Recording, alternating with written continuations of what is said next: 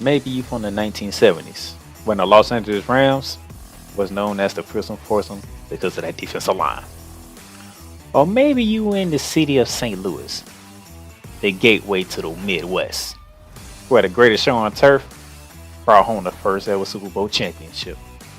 Or maybe you in the here and now, with the Rams back in LA, winners of Super Bowl 56. It doesn't matter because when it comes to this, it's all about the Los Angeles Rams. Horns up, Rams South. Time to talk Rams football. And welcome to Ramley Talk, ladies and gentlemen. On this Friday, December 26, 2025, I hope you had a lovely, and I do mean a lovely Christmas. Hope you got the presents that you needed, got to spend time with the people that you wanted to spend with the most. It's always a joyous time around this time of the year, unless we're going to talk football, which we're going to do today, because the Rams did not give us a jolly Christmas present in week 16.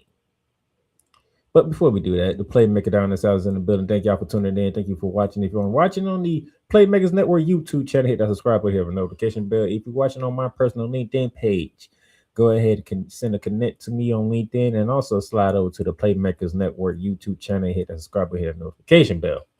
This is your Rams Nation East Coast Station Horns Up every week. And let's jump right into it because it is the holiday season. I don't want to take up too much of your time, even though Christmas was yesterday. Still want you to enjoy the Christmas weekend that is ahead as we prepare for the new year next week.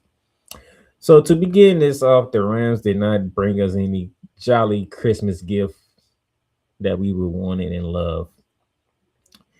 As we went up to the Pacific Northwest on a Thursday night to kick off week 16, Rams win. You can pretty much lock up the one seed. You can pretty much lock up the MVP for Matthew Stafford. You can pretty much lock up a bye week. You can pretty much lock up everything that we want. But it didn't happen. 38-37, the Seahawks win, coming back from a 16-point deficit in the fourth quarter.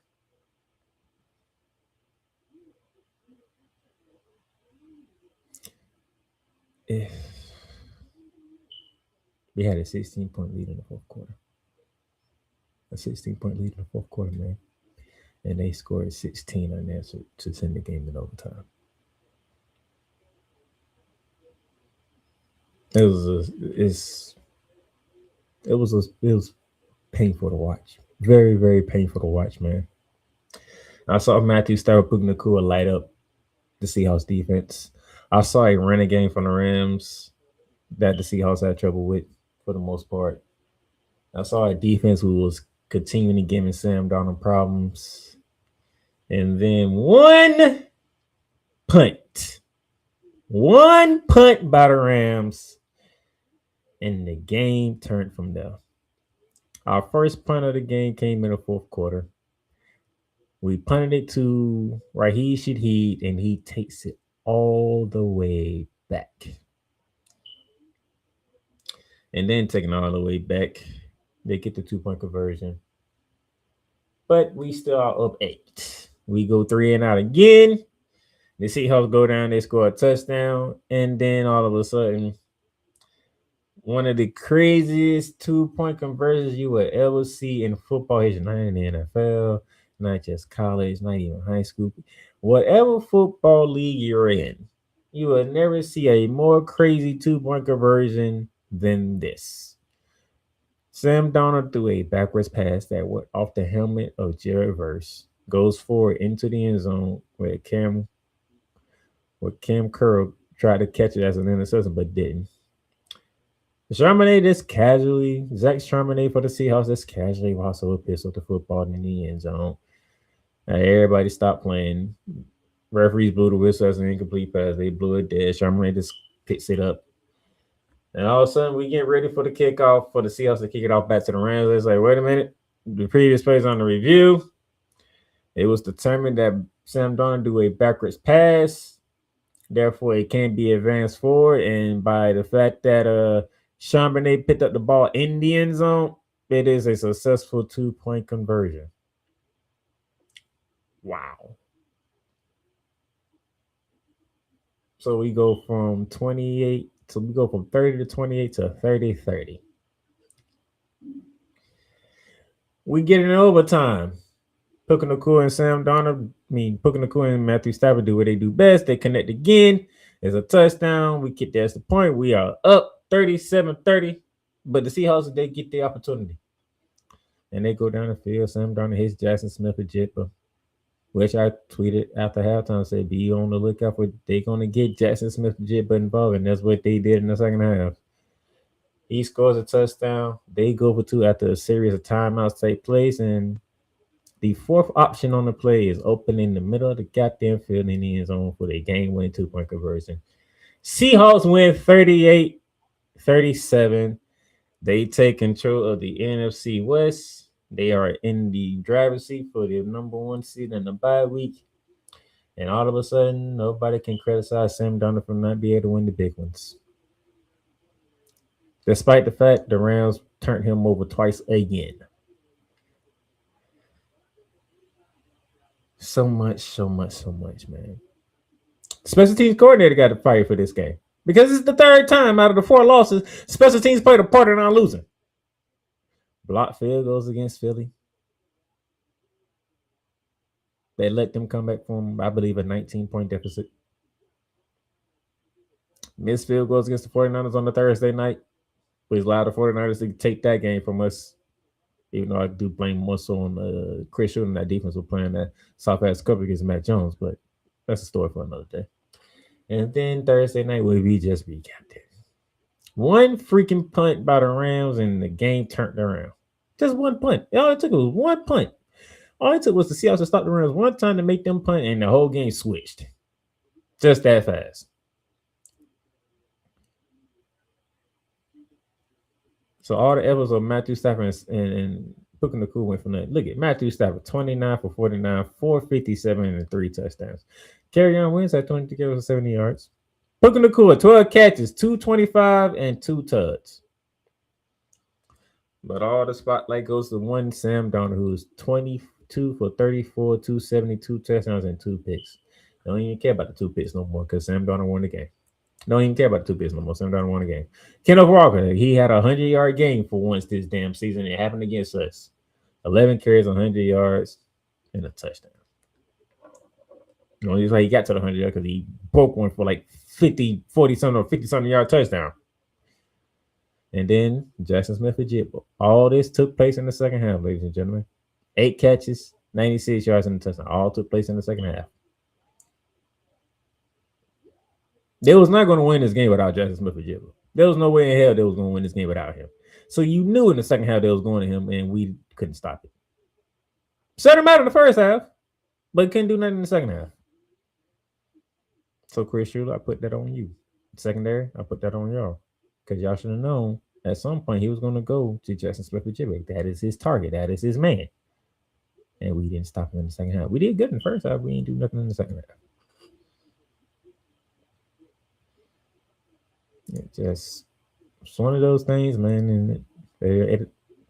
And watching the actions from Sunday and Monday pissed me off even more about what took place Thursday night in this goddamn game. Pissed me off even more, man. Because I watched the Bears come back and beat the Packers on Saturday night. I watched the Eagles clinch the playoff and win the division early Saturday afternoon over the Commanders. I watched the 49ers on Monday beat the brakes off the Colts. And none of those results worked well for us. None of them. Because now we are in the 6th spot. As you look at the team statistics, 581 of total offense. And we still lost the game. We won the turnover battle 3-0 and still lost the game. We held the ball for over 40 minutes and still lost the game. Now, there can be a lot of reasons. We already talked about the special team coordinator getting fired because what happened with the special teams. We also could talk about the crazy-ass 2-point conversion that took place. We can even talk about them taking the touchdown off the board for us because they talking about a legal man downfield, which Terry McCauley, if I remember, is the rule analyst expert for NBC for on Thursday night, was saying no, he was pretty much forced down the field because he was thrown off of his block. So that shouldn't have been a call. We can do all this, but still, we had a 16-point lead in the fourth quarter and we blew it. A 16-point lead in the fourth quarter, we blew it. You cannot have a 16-point lead in the fourth quarter and blow it. There's no ifs, ands, or buts about it. We can point to the Reds. We can point to the crazy 2-1. We can point to anything, but the Rams themselves have themselves to blame for this because you didn't knock out the Seahawks when you're supposed to. You gave this team belief, and that belief turned into a W for them. No ifs, ands, or buts about it. That's the way it is. So we in the position. But now we're the 6th seed. And if the playoffs was to end today, and thank goodness it doesn't, we'll be going to Philly.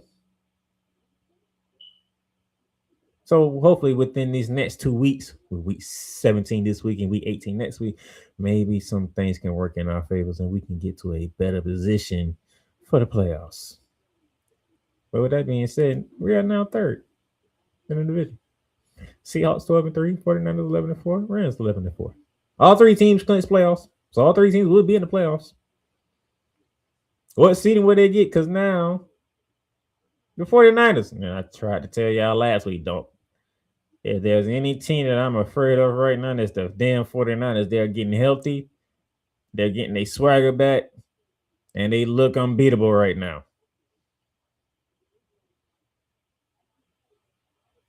Look, it is doomsday right now for the Rams because the 49ers are coming. If we meet Seattle again, we beat Seattle. I have full confidence when we meet again, we beat Seattle. But the 49ers, that's another tale, in my opinion.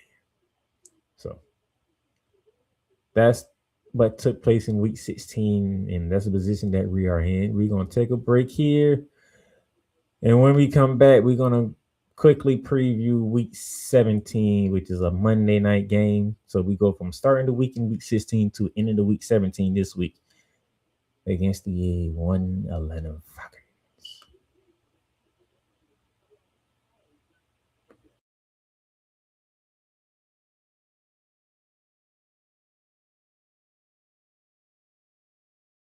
Everything Boston. I love you morons. New Kids on the Block, New Edition, Dear whatever the law firm is. Sincerely, the U.S. Supreme Court. Ben Affleck, Matt Damon. Go yourself again, Jason Whitlock.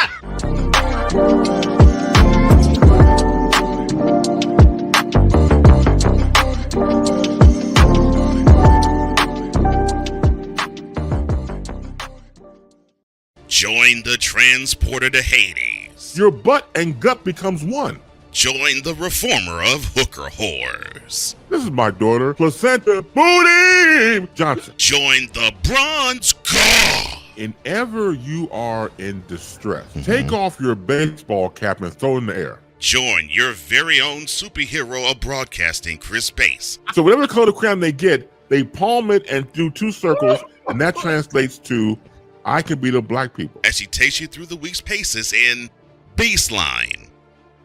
Live every Saturday at 8 a.m. Eastern, 7 a.m. Central, Pacific time zone people, just stay asleep when this is on live and just catch the recording. Oh, I'm sorry. Exclusively on the Chris Bass YouTube channel.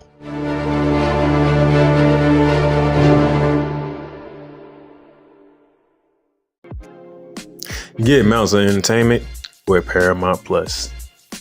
Stream new movies such as Mean Girls, Transformers Rise of the Beast, and Good Burger 2 with Paramount Plus. Stream live sports such as the UEFA Champions League, the NFL on CBS, the PGA Tour, and March Madness. Catch hit CBS shows such as Fire Country, Ghost, NCIS, and more. But also catch exclusive originals for Paramount Plus such as Special Ops Lioness, The Famous Stallones, the new streaming home, or Showtime. Watch Showtime original series and movies when you sign up with Paramount Plus with Showtime. Make it a fun, action-packed adventure for the whole family and create kid-friendly profiles for the little ones. So much to stream with Paramount Plus, with over 45,000 full episodes from BET, CBS, Comedy Central, MTV, Nickelodeon, and more. Paramount Plus, mountains of entertainment. This is a BS3 Network presentation.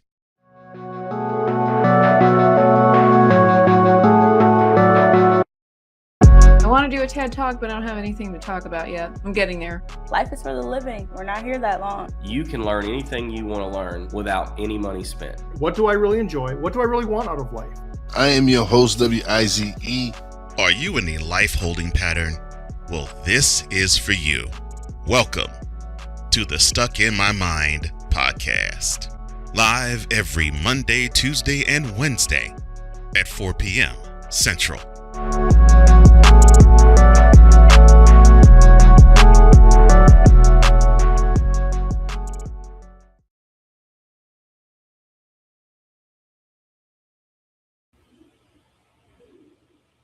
And welcome back to Raymond Talk here on this Friday edition, day after Christmas, December 26th. Hope you had a lovely Christmas. Now that we got past the Seahawks game somehow, some way. Something I want to talk about real quick before we move on to the Atlanta Falcons. I said earlier on the program that the Rams could have locked up the MVP for Matthew Stafford. In my opinion, Matthew Stafford should be the MVP of the league. Okay.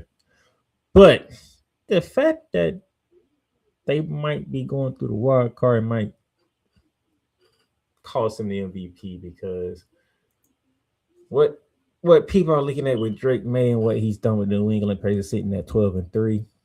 Drake May is 4th in the league in passing yards, 8th in the league in interceptions, tied for 5th with touchdowns at 25, and 1st in QBR. So you're talking about Drake May, who's closing in on 4,000 yards passing. He is 53 yards away from 4,000 yards. He is throwing 25 touchdowns, 8 interceptions, and he has a QBR at 73.4.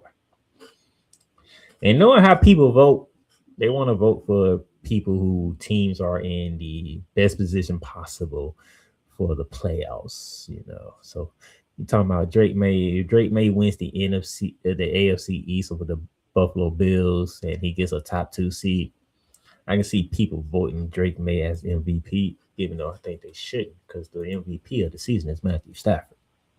Okay, that this race should be done.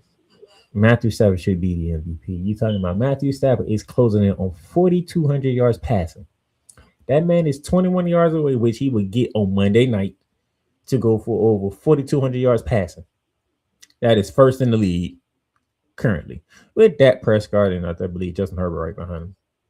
That man has thrown 40 touchdowns, which is 1st in the NFL. That man has thrown only 5 interceptions, tied for 5th least in the NFL, and he has a QBR of 71.8, which is 4th. When we say most valuable player, it doesn't get no better this year than Matthew Stafford. The Rams are not in a position to grab a 1 seed and win the division if Matthew Stafford is not having the career year that he's having at the age of 36. But I know how y'all people think. So y'all gonna look at Drake May like, oh man, his 2nd year in the league. He has brought the Patriots back to promised land, and they are going to win the AFC East. They're going to be a top 2 seed in the AFC. He's going for 4,000 yards and 25, 26, 27 touchdowns and only 8 interceptions. You can't tell me this man is not valuable to the New England Patriots. No, that's Mike Vrabel, who should be coach of the year. That's Mike Vrabel. Drake May was there last year, and he didn't look like this. Matthew Stafford been in the league forever. And you have never seen Matthew Stafford have a year like this. But then again, he had plenty of years like this. The problem is he was in Detroit and y'all just didn't pay attention to it. Like in 2011, Matthew Stafford threw for over 5,000 yards and 41 touchdowns, 16 interceptions. But you didn't know about it because you didn't care. He was in Detroit. But now this year, this man is on a mission and he's going off. So Matthew Stafford, league MVP, do not play with us. Now, with that being said, back to this. 11-4, and then we going to the ATL for a Monday night tip with the 6-9 Atlanta Falcons, who have been coming on strong lately after they've been eliminated. Matter of fact, they was eliminated in week 15, and they still would decide to go down to Tampa Bay and give them a beating. And they won this past week. I forgot who they played against. I can't remember right now. I forgot who they played against, but they won that game. So now they're pretty much hot streak. We get to see our former defensive coordinator Raheem Morris down in the dirty South, the ATL. This is a game the Rams should take some frustrations out on the Falcons. I'm sorry. Atlanta's a very talented team. I had big hopes for the Atlanta Falcons. Bijan Robinson come out the backfield. You had Drake London as one wide receiver. Kyle Pitts, who's starting to pick it up at the tight end spot for the Falcons. You had Michael Penix before he got injured. You had a talented roster, but for some reason y'all just can't put it together. But y'all starting to put it together with Kirk Cousins now. But nevertheless, do not take this team for lightly. You take out your frustration on this team. Do whatever you got to do. Get this dub, get the hell out of Atlanta, and get back home to get ready for the Cardinals to end the season. Plain and simple. Season statistics, here you go. I just told you, Matthew Stafford is pretty much 21 yards away from hitting 42,000 yards with 4,200 yards. Kerryon Reynolds, he's at 1,100 yards rushing with 10 touchdowns. Looking to cool, he's closing in on 1,600 receiving yards with 8 touchdowns. Michael Penix Jr., he finished the season just under 2,000 yards passing with 9 touchdowns and 3 interceptions. Bijan Robinson, he is chugging away at 1,250 rushing yards with 6 touchdowns. Kyle Pitts, who's picked it on lately, closing in on 900 receiving yards with 5 touchdowns. I haven't even much to say, man. You have to win this game. You have to win this game and the Cardinals game to have a shot at the 1 seed in the division crown. And then we have to be Chicago Bears fans this week on Sunday Night Football when they play the San Francisco 49ers. And we have to be Carolina Panthers fans to do what they did to us to do to Seattle when Seattle plays them. And hopefully the Panthers beat Seattle. And then on the reverse part of it, in week 18, we have to be 49ers fans because we want Seattle to lose. This is what happens when you don't do what you're supposed to do, Los Angeles. You have to root for the Chicago Bears and the Carolina Panthers this week. And then you have to hope for the 49ers. We have to root for the 49ers to beat the Seahawks for us to win the division and get the 1 seed. As long as we handle our business. But if the 49ers beat the Bears this week, we have no shot at the 1 seed. If the Seattle Seahawks beat the Carolina Panthers this week, we have no shot at the 1 seed. We have no shot at the division either. So, we need both Seattle and 49ers to lose this week. So, in the fact that we have a shot when they play each other in week 18, that the 49ers can sweep the season series with the Seahawks, and we get the 1 seed and the division crown. Otherwise, it's through the wild card we go. Thanks a lot, Rams. That's what happens when you don't finish it like you're supposed to on Thursday Night Football. This position that you put yourself in, this position you put us fans in, so you better do your damn job this week. Beat up on the Atlanta Falcons this week, and hopefully we get some breaks on the Chicago Bears and the Carolina Panthers. Rams Nations, East Coast Station, the Playmaker, I'm signing out. Enjoy your Christmas holiday. Enjoy your Christmas weekend. I'll see you next week going into 2026.